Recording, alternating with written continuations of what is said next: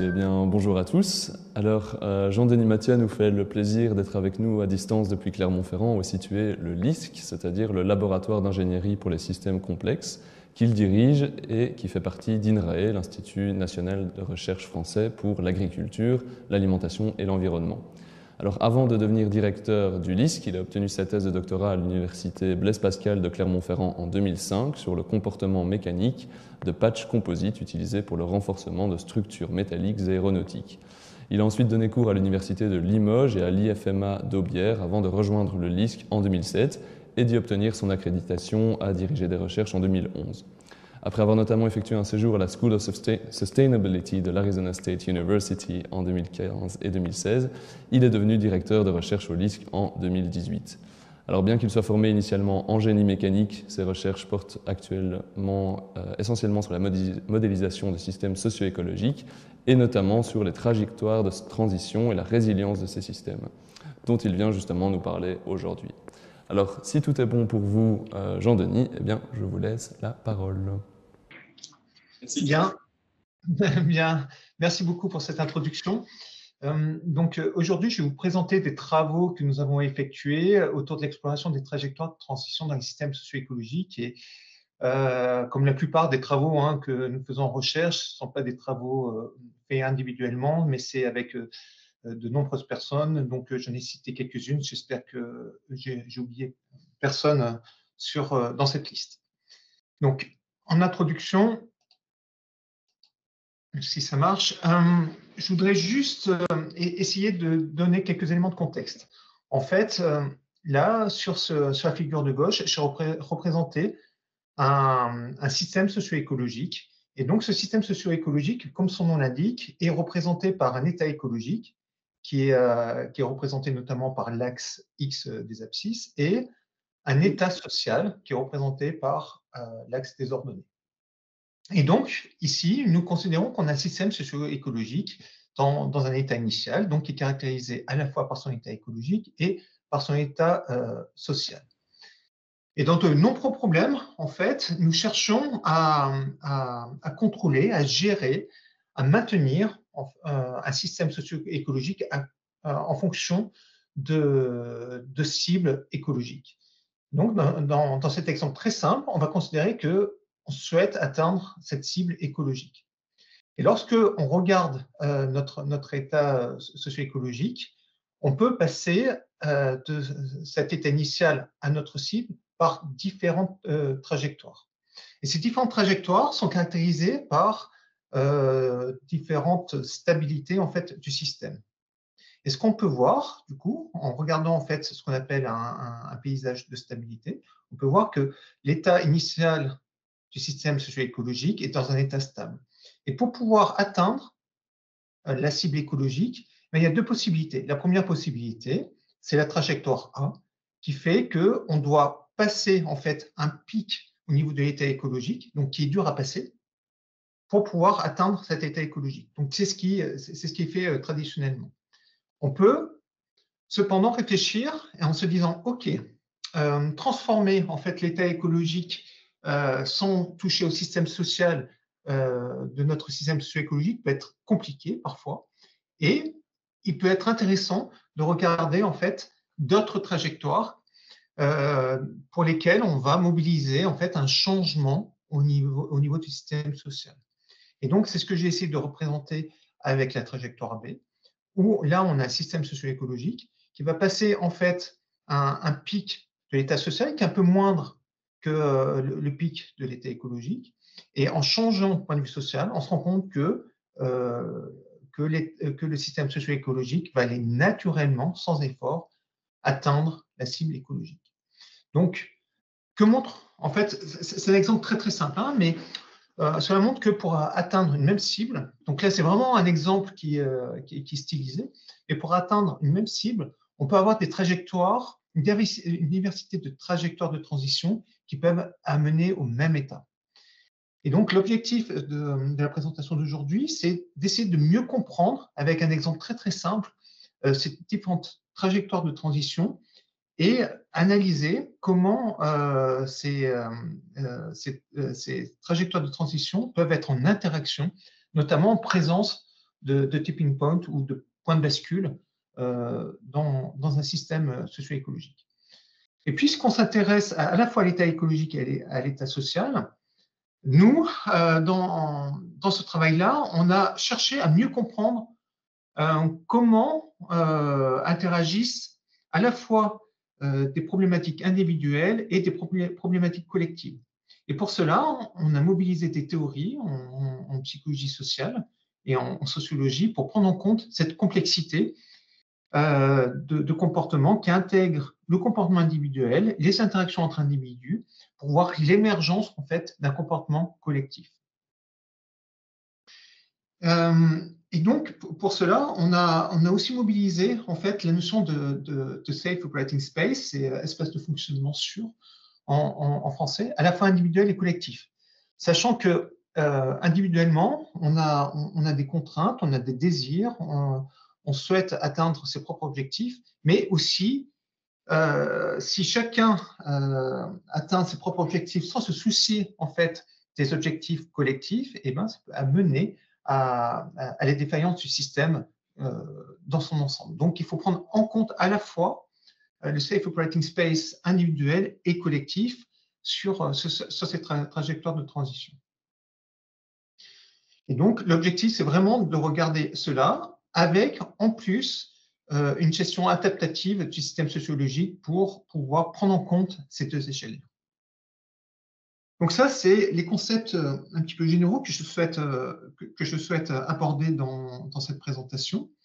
Et pour cela, je vais m'appuyer sur un système d'écosystème exploité très, très simple qui va me permettre en fait de mettre en avant certains résultats précis en termes de transition. Voilà. Je vais commencer par vous décrire un système simple. Je vais revenir à la base sur des choses extrêmement simples, mais qui sont importantes pour bien comprendre en fait de telles dynamiques. On va considérer un modèle très très simple de dynamique de biomasse où on a la biomasse X qui dépend de deux fonctions, Fx et Yx. Fx, généralement, c'est une fonction naturelle de régénération de la biomasse, donc la biomasse se régénère, et Yx, c'est l'intervention humaine qui vient en fait exploiter le système. Et donc, là, j'ai pris un exemple de pêcherie, mais ça peut être aussi valable pour tout ce qui est agriculture ou agronomie. Hein. C'est vraiment à titre d'illustration. Et donc, cette biomasse ici, dans le cas d'une population, d'une ressource naturelle, on a une dynamique de régénération qui fait que la population se régénère au cours du temps et on a l'exploitation humaine qui vient en fait en extraire. Et donc ça, c'est un modèle qui a été développé dans les années 50 jusqu'à 70 environ, et après qui a été repris, qui est encore repris maintenant. Et donc c'est un modèle qui a été très très développé. Et pourquoi? Parce que premièrement, il marche assez bien et on peut extraire en fait des intuitions assez simples. Sur cette figure, en X, on a la biomasse de notre système et en Y, je représentais deux fonctions. F qui est en fait la régénération et Y qui est l'exploitation. Donc la régénération, F, donc c'est la courbe ici, en fait, donc a atteint un optimum de régénération pour une biomasse de 2. Et on a l'exploitation, ici, qui est linéaire, qui dépend de l'effort, petit e, d'exploitation. Et donc, lorsque l'exploitation est supérieure à la régénération, c'est ce qu'on appelle de la surexploitation. Et donc, ce sont les parties en jaune. Parce que là on a le trait qui dépasse la courbe.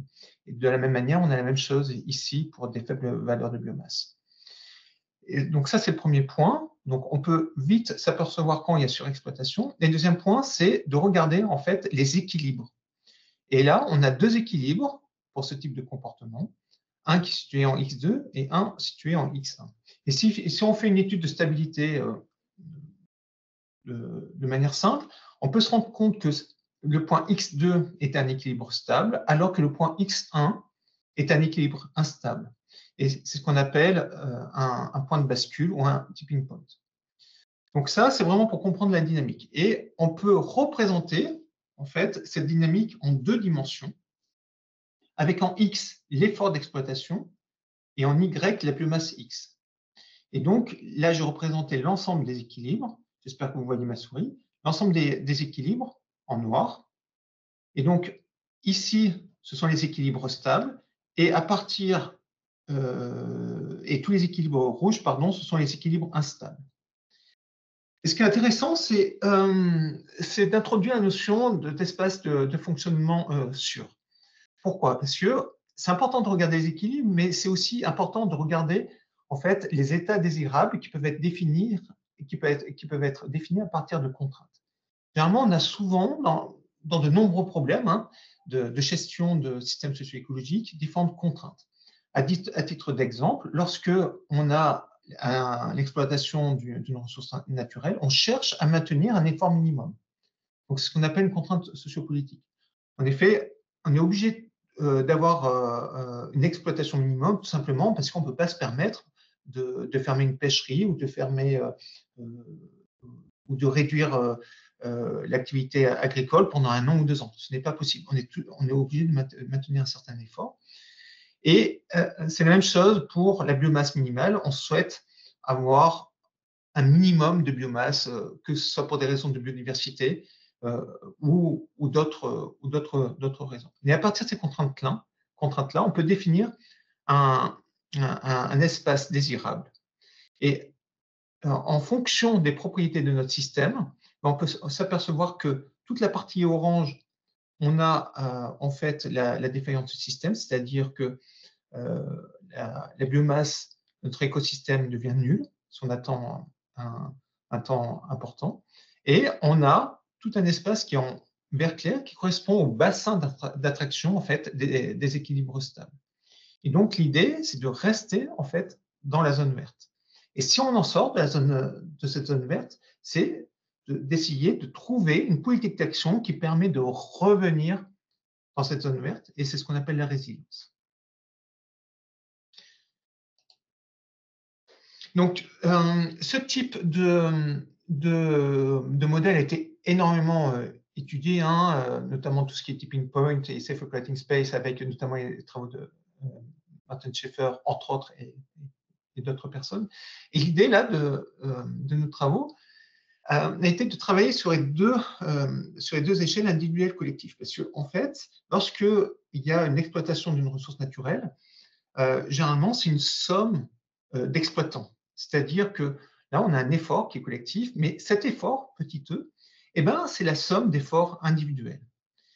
Et chaque individu a sa propre dynamique, et l'idée, c'est d'agréger et de sommer en fait ces efforts individuels à un effort total qui a un impact sur l'écosystème et notamment sur les transitions du système en présence de tipping point.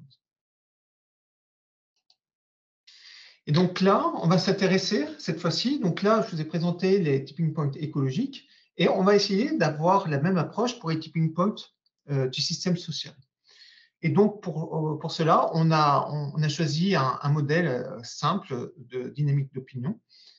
Et afin d'introduire en fait ce modèle de dynamique, je vais vous donner une illustration à travers l'exemple d'un vote.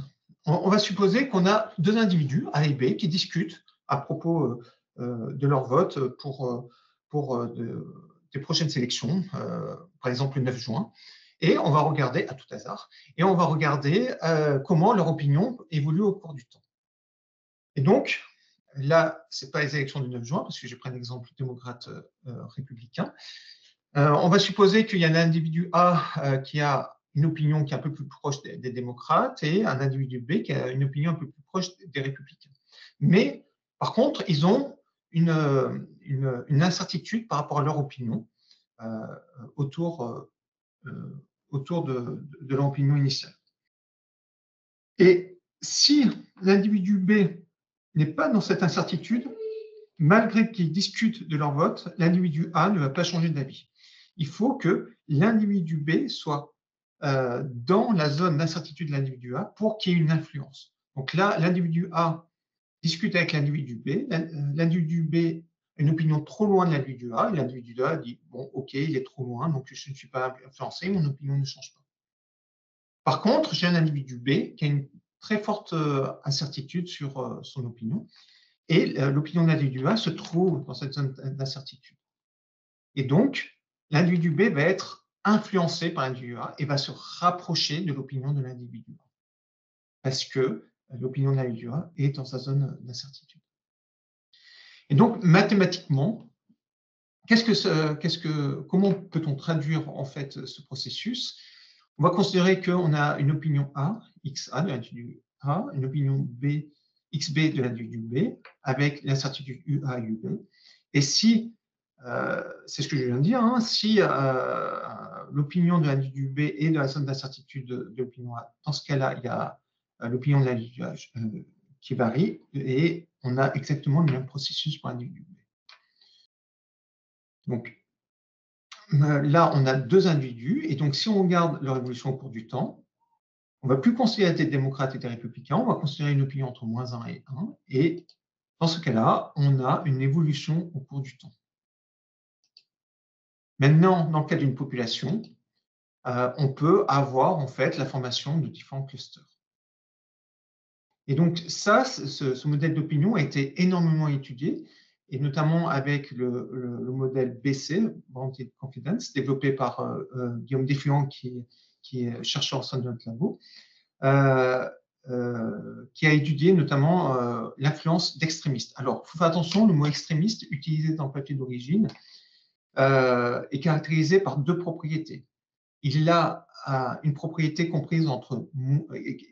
Il a une opinion qui est soit égale à 1 ou -1, et c'est une personne qui est très très sûre de lui, et donc qui n'est pas influençable. Donc, un extrémiste, c'est une personne avec une opinion extrême et qui ne changera pas d'opinion. Et on considère PE la proportion en fait d'extrémistes dans cette population, et on note donc leur incertitude UE. Et de la même manière, il y a eu beaucoup de travaux depuis 2002 pour voir en fait les différents patterns en fonction de l'incertitude U des individus modérés et de la proportion d'extrémistes dans la population. Donc là, juste pour donner quelques exemples, en fonction donc, de l'incertitude des agents modérés et de la proportion d'extrémistes, donc là, en X, on a, au niveau de l'axe des abscisses, on a le temps, en Y, on a les opinions, et pour toute la zone en rouge, on a la formation de plusieurs clusters qui sont modérés. En plus clair, on a l'émergence d'un cluster central modéré, donc l'opinion qui tend vers 0. Ici, en orange, on a la convergence vers un simple extrême, donc la population converge soit vers l'extrême -1 ou soit vers l'extrême 1. On reviendra par la suite sur ce pattern.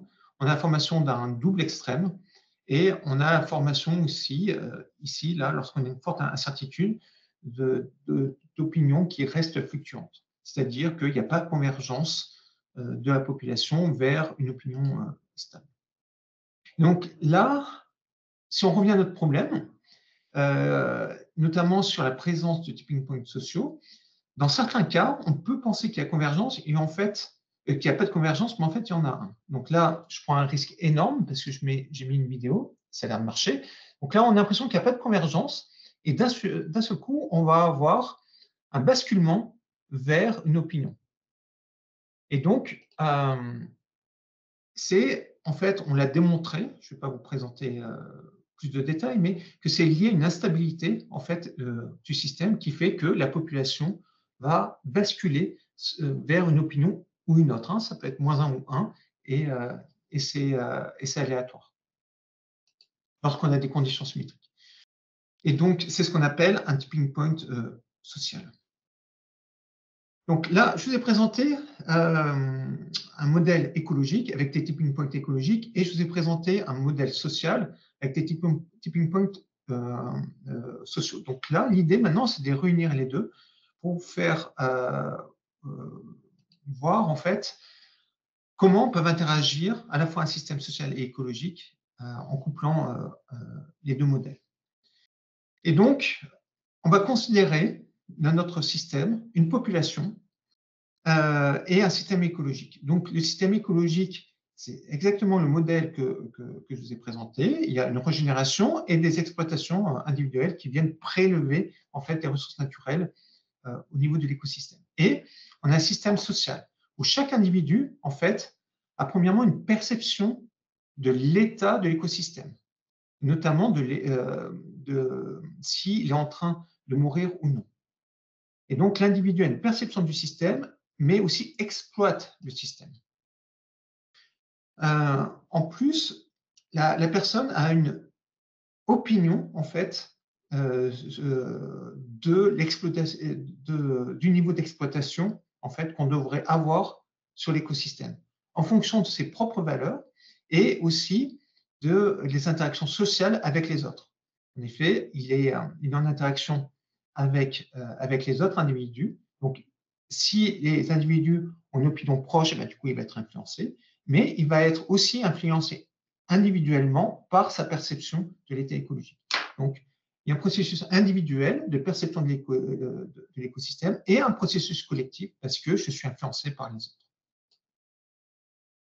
Et comment marche après le processus de décision? On va considérer un processus de dissonance cognitive, c'est-à-dire que si j'ai formé ma propre opinion sur l'exploitation du système en fonction de la perception de l'écosystème et aussi de mes interactions avec les autres personnes, et si mon opinion est trop loin de mes actes, en fait, je vais changer mon acte pour éviter, donc mon exploitation pour éviter toute dissonance cognitive, afin que mes actes soient en cohérence avec mon opinion. Donc là, je ne vais pas rentrer trop dans le détail, mais on pourra y revenir si vous le souhaitez. Mais du coup, on a en termes de modèle, donc on a le modèle du système, de l'écosystème. Donc on a l'individu qui est en interaction avec les autres. Donc c'est le modèle BC que je vous ai présenté sur les interactions sociales. L'individu a une perception de l'état écologique. Donc, du coup, il y a une interaction entre l'écosystème et chaque individu. Et donc là, c'est la perception de l'état de l'écosystème, s'il est mauvais. À partir de là, chaque individu se forme une opinion qui dépend donc des interactions sociales, de la perception et de sa propre opinion. Et si donc la différence entre l'exploitation et son opinion est trop importante, il change d'exploitation pour mettre en cohérence en fait son exploitation avec son opinion. Bon, je passe un petit peu de temps, mais je pense que c'est important de bien comprendre le modèle pour après comprendre les différents résultats en termes de trajectoire. Donc, on va commencer avec ce modèle-là. Donc là, on a le modèle d'écosystème, là, le modèle avec les individus qui sont en interaction. Et on va considérer différents utilisateurs, en fait, exploitants de la ressource. On va considérer qu'il y a des utilisateurs modérés. Okay. On a des utilisateurs, en fait, qui sont engagés qui cherchent, en fait, la productivité, donc qui cherchent vraiment à produire, qui a une opinion donc, qui est extrêmement forte d'exploitation et qui ne change pas d'avis, en fait. Donc, et on a des utilisateurs, des exploitants que j'ai appelés écologiques, mais en français, ce serait peut-être plus pro-environnementaux, qui sont très sensibles à l'état écologique, contrairement aux utilisateurs productifs, et qui ont une exploitation, une opinion faible sur l'exploitation, c'est-à-dire qu'ils pensent qu'il faudrait avoir une exploitation plus faible que ce que pensent les utilisateurs modérés. Donc, on va considérer ces trois types en fait d'utilisateurs dans notre système et dans nos simulations. Et donc, en proportion, on a pris 80%, 10%, 10% dans ce que je vous présente. Et donc, afin de bien comprendre un petit peu les mécanismes qu'il y a en termes d'interaction non linéaire, dans un premier temps, je vais supprimer la perception, c'est-à-dire que les utilisateurs ne voient pas, en fait, l'état écologique du système. Qu'est-ce que ça veut dire? Eh bien, ça veut dire que leur opinion si vous vous souvenez, ne sera influencé que par les interactions sociales. C'est-à-dire que mon opinion va changer en fonction de mes interactions avec les autres utilisateurs et ne sera pas du tout influencée par ma perception de l'état écologique. Et dans ce cas, en fait, ce qui est intéressant, c'est que, étant donné qu'il n'y a pas la perception, c'est que les interactions sociales qui jouent sur la dynamique. Et donc là, on va se concentrer tout d'abord sur la figure de gauche. Et donc, en rouge sont représentés les utilisateurs écologiques et productifs qui sont considérés comme extrémistes dans le sens où ils ont une opinion extrême et qui ne changent pas d'opinion au cours du temps. Et en noir, vous avez les opinions modérées, donc qui sont influencées du fait des discussions entre eux-mêmes, mais aussi avec les utilisateurs productifs et les utilisateurs écologiques. Et donc là, on retrouve un pattern que je vous ai présenté tout à l'heure, où en fait, les opinions fluctuent au cours du temps, les modérés, et puis d'un seul coup, en fait, l'opinion va ici, dans ce cas-là, va converger vers les utilisateurs écologiques. Et donc, c'est ce que je vous ai dit, hein, c'est une instabilité. Donc, ça peut soit converger vers une opinion, celle des utilisateurs écologiques, mais ça peut aussi converger vers les utilisateurs productifs. Et donc là, dans le cas où ça converge vers les utilisateurs écologiques, ben, si on fait la somme en fait des efforts, et ben là, on a un état initial qui converge très très vite vers cet équilibre stable, parce que c'est le bassin d'attraction. Et ici, en fait, lorsque a lieu le point de bascule social, eh ben, étant donné que l'opinion se rapproche des utilisateurs écologiques, eh ben, du coup, il y a l'effort d'exploitation qui va diminuer afin d'atteindre en fait l'état final d'exploitation. Par contre, si je vous ai dit, hein, c'est une instabilité. Donc, soit ça converge vers les utilisateurs écologiques, ou soit ça converge vers les utilisateurs productifs. Et lorsque ça converge vers les utilisateurs productifs, et ben, du point de vue du tipping point social, on va augmenter l'effort. Donc, l'effort est augmenté progressivement. Et une fois que on passe ce seuil, en termes de tipping point écologique, on a un deuxième basculement qui fait qu'on a la défaillance de l'écosystème. Donc là, on a un point de bascule social qui peut soit amener un état final stable avec une biomasse positive et donc une préservation, une conservation de l'écosystème, ou soit ça peut emmener de ce côté-là où on va croiser, on va passer un tipping point écologique et ce qui va amener en fait à la défaillance de l'écosystème. Et donc ça, c'est juste arrivé avec les interactions sociales. Maintenant, on va rajouter la perception. Donc cette fois-ci, les personnes voient l'état de l'écosystème.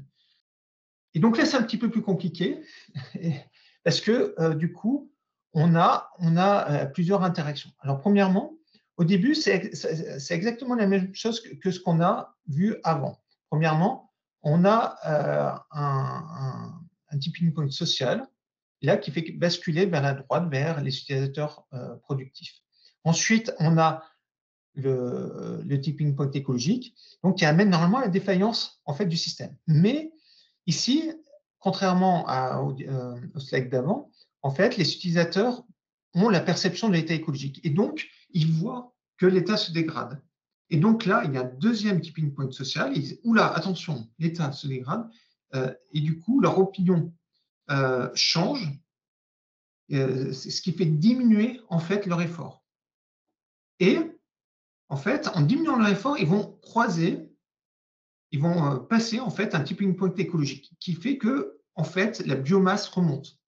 Et du coup, vu que la biomasse remonte, ça fait passer en fait un nouveau tipping point social qui est lié à la perception, qui va dans l'autre sens en disant OK, l'état écologique s'est amélioré, donc on stabilise en fait notre exploitation et on converge vers cet état final. Et donc là, même avec ce modèle très très simple, on peut voir que là, on a 5 tipping points, 3 sociaux et 2 écologiques, qui sont en interaction. Et donc, on s'est amusé, je ne vais pas vous présenter tous les résultats parce qu'on n'a pas forcément beaucoup de temps, mais on s'est amusé à changer en fait le niveau de perception. Là, les résultats sont assez marrants. Pourquoi? Parce que là, on a repris le même exemple. Donc là, on a l'état initial, on a un point de bascule. Donc on s'intéressait qu'aux points de bascule qui vont vers les utilisateurs productifs. Et donc là, lorsque on a une perception qui est très importante de l'état écologique, et ceci entraîne, en fait, lorsqu'on a une perception très importante, ça entraîne en fait une réaction qui est beaucoup plus tôt, en fait, des utilisateurs. Ils disent attention, là, l'état écologique commence à se dégrader, on va vite agir. Et donc, plus la perception est importante et plus ils vont agir de manière précoce. Là, donc, avec une forte perception, ils agissent au point B. Avec une perception moyenne, qui est l'exemple d'avant, au point C. Une perception faible, ils se rendent compte seulement au point D de l'état écologique du système. Et donc, lorsque ils se rendent compte très très tôt en fait de l'état écologique du système, mais ils s'interagissent très très rapidement, leur opinion change et ils se stabilisent au point G très rapidement. Par contre, lorsque ils ont une perception modérée, ils changent leur opinion au point C, donc c'est exactement la même dynamique que tout à l'heure, ce qui fait que en fait on a un état final au point F. Et de la même manière, avec le point D, on a un état final au point E. Et donc là, plusieurs commentaires.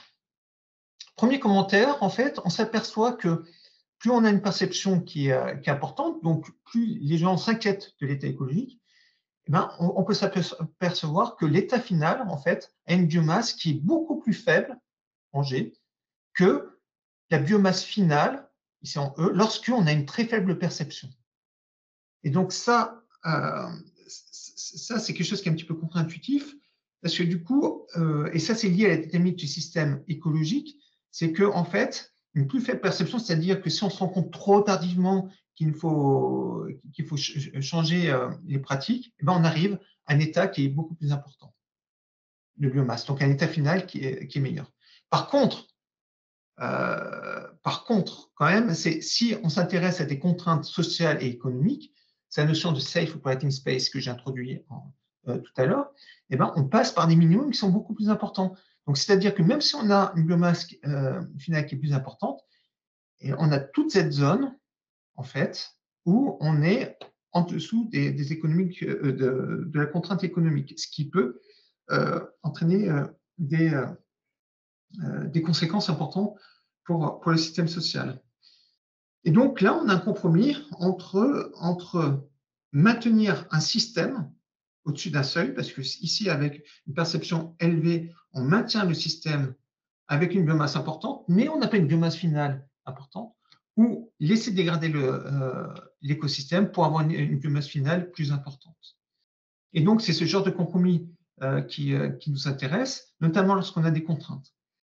Et notamment lorsqu'on passe en fait ces contraintes économiques et que du coup, comment agir sur le système. Et donc là, on a un exemple pour pouvoir retrouver un état désirable. Et donc là, ça fait référence à tous nos travaux de résilience. Je n'ai pas forcément beaucoup de temps pour en parler aujourd'hui, peut-être dans les questions. Mais du coup, c'est important de comprendre en fait ces phénomènes-là pour savoir comment agir sur les systèmes pour être résilient, notamment en présence de tipping points à la fois écologiques et sociaux. En termes de discussion, je vais vous présenter quelques réflexions qui sont en cours. Donc là, on a voulu intégrer et coupler en fait un système social et un système écologique avec des interactions entre les systèmes, des interactions entre les tipping points sociaux et les tipping points écologiques. Mais il y a encore, donc là on introduit quelques processus issus notamment de la psychologie sociale, mais ça demande des travaux beaucoup plus importants maintenant, notamment si on veut les appliquer. Et il y a un point qui est important, c'est aussi en termes de données. Il peut y avoir des difficultés en fait à caractériser les tipping points sociaux à partir de données, parce que ça dépend à la fois de l'échelle et de l'horizon de temps qui nous intéresse. Ce qu'il y a, c'est que lorsqu'on a des modèles, notamment des modèles qui peuvent être calibrés à partir de données, on peut caractériser en fait des instabilités.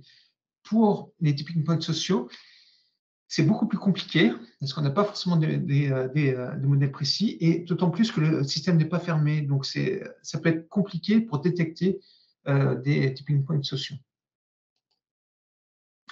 Juste quelques exemples. On a appliqué cela à différents cas d'études, notamment à la qualité de l'eau, où on a mobilisé aussi d'autres théories, notamment la théorie du comportement planifié, où on a intégré en fait d'autres processus qui permet en fait de mieux comprendre les interactions sociales en lien avec l'état écologique et comment en fait émergent des comportements collectifs et comment aussi les contrôler.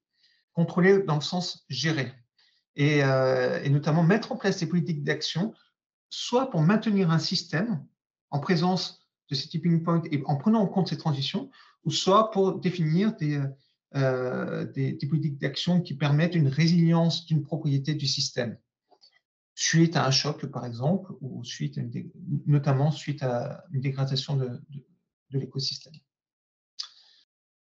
Et je voulais finir sur un autre exemple qui nous occupe pas mal, c'est sur le système Terre, et notamment avec le changement climatique. Là, on a des réflexions sur la définition en fait des tipping points et de la notion de safe operating space dans le cadre du système Terre.